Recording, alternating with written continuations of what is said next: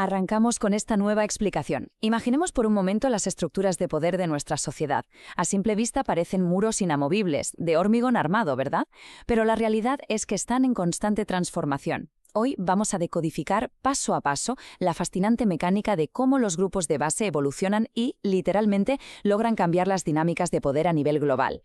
Vamos a desgranar los engranajes ocultos que mueven a las sociedades modernas, y os aseguro que es un viaje interesantísimo.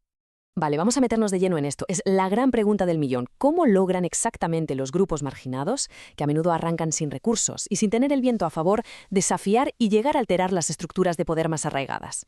Para responder a esto no vamos a tomar partido por ninguna ideología. Vamos a buscar respuestas puramente objetivas en la sociología de la acción colectiva.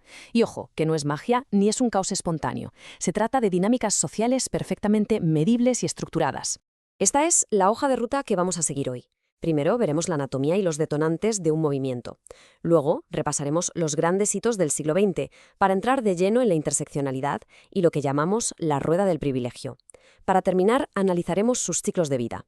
Básicamente, necesitamos entender la escala macro de las protestas para luego poder hacer zoom en los detalles micro de las personas que las forman.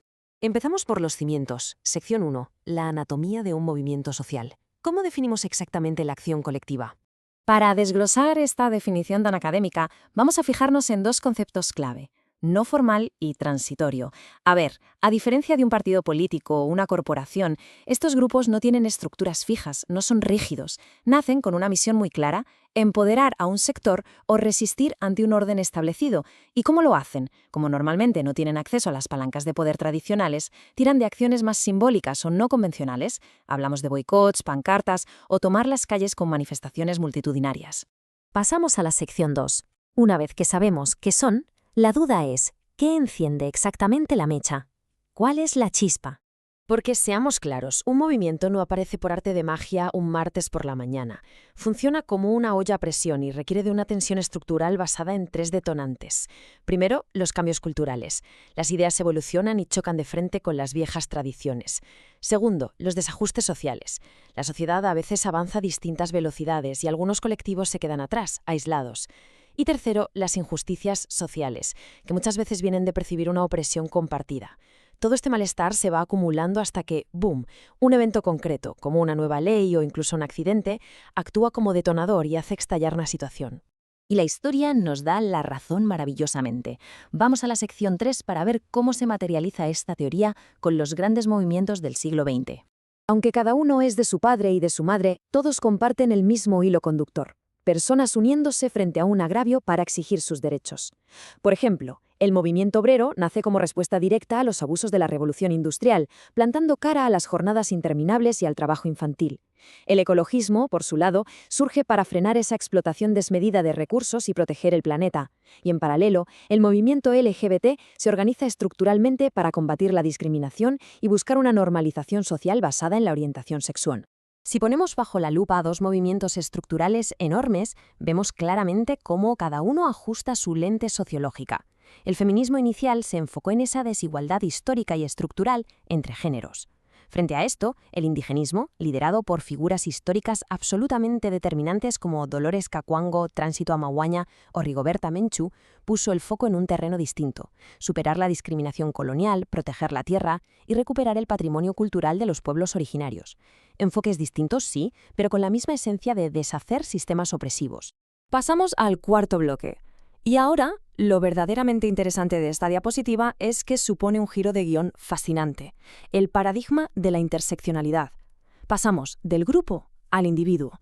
Fijaos, entre los años 70 y 80, la Academia lanzó una crítica brutal al feminismo de la tercera ola. Resulta que el llamado feminismo anglosajón, la voz dominante de la época, tenía un punto ciego del tamaño de un camión. Estaba pensado casi exclusivamente por y para mujeres blancas de clase media. Y claro, esto dejaba totalmente en la estacada a las mujeres afrodescendientes, latinoamericanas o de clases bajas, que se estaban enfrentando a múltiples capas de explotación simultáneas que ese movimiento original simplemente ignoraba. Y toda esta frustración cristalizó en una idea brillante. Atención a esta cita de la académica Kimberly Crenshaw en el año 89. La interseccionalidad es el fenómeno por el cual cada individuo sufre opresión u ostenta privilegio en base a su pertenencia a múltiples categorías sociales. Literalmente un cambio de paradigma absoluto que revolucionó nuestra manera de entender la discriminación y la justicia social. Es como un rompecabezas gigante. El género, el color de piel, la salud o la cuenta bancaria no actúan en el vacío. Se cruzan, se solapan. Y ojo que esto es súper importante, no es una fórmula fija. Esas ventajas o desventajas cambian radicalmente dependiendo del contexto histórico o geográfico. Lo que en un país te abre todas las puertas, en otro puede ser un obstáculo insalvable. Llegamos a la sección 5, y aquí vamos a bajar un poco el ritmo, porque vamos a desempaquetar un concepto académico denso pero clave, la rueda del privilegio. Así que el punto crucial para entender esto es fijarnos en esta matriz. Imaginad que el poder está justo en el centro de una rueda. La sociología nos dice que si tienes varias características de la columna izquierda, como ser propietario, tener estudios superiores, ser blanco o tener una salud normativa, vas a encontrarte con muchas menos barreras estructurales. Pero a medida que tus circunstancias se acercan a la columna derecha, vulnerabilidad en la salud, educación básica, falta de recursos económicos, conseguir un trabajo o incluso acceder a derechos humanos básicos se convierte en una carrera de obstáculos tremenda. Para aterrizar todo esto y verlo claro, vayámonos a Buenos Aires. Si solo miramos el mundo con la lente del género, podríamos creer que todas las madres viven la misma realidad. Pero la interseccionalidad nos da un bofetón de realidad. La experiencia vital de una madre migrante paraguaya trabajando como empleada doméstica es radicalmente distinta a la de una mujer blanca de ascendencia italiana viviendo en esa misma calle de Buenos Aires. Su clase social, su estatus laboral y su origen se solapan creando mundos completamente opuestos en la misma ciudad. Sexto y último bloque. Aceleramos de nuevo el paso para ver, a vista de pájaro, cómo viven y mueren estos movimientos y qué combustible mediático los mantiene vivos hoy. Todos los movimientos sociales tienen fecha de caducidad. No están diseñados para ser eternos.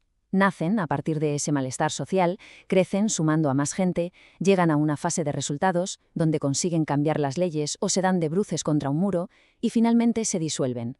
Ya sea porque lograron su objetivo y se van a casa, o porque se agotan y terminan mutando en otra causa diferente. Y aquí entra en juego un factor espectacular, los medios. Antes, los medios tradicionales decidían de qué se hablaba y de qué no. Eran los porteros de la información. Pero eso ha cambiado por completo. Los movimientos actuales tiran de canales alternativos. Las radios comunitarias abrieron el camino, sí, pero es que Internet y las redes sociales han sido el gran acelerador. Hoy en día cualquiera puede grabar, publicar y difundir. El mensaje se propaga literalmente como la pólvora, a una velocidad nunca vista en la historia. Y con esto llegamos al final de nuestra explicación. Hemos visto cómo se organizan las protestas y hemos buceado en el intrincado mundo de las identidades superpuestas. En un mundo donde la tecnología borra fronteras a diario y la sociedad muta sin parar, nos queda una reflexión interesantísima. A medida que estas categorías sociales siguen evolucionando, ¿cómo van a remodelar las futuras identidades de nuestra sociedad en la lucha global por la justicia y el poder? Mirar al mundo con estas gafas, las de la acción colectiva y la interseccionalidad, es sin duda la mejor manera de entender hacia dónde nos dirigimos. Ha sido un placer, muchísimas gracias por acompañarnos y hasta la próxima.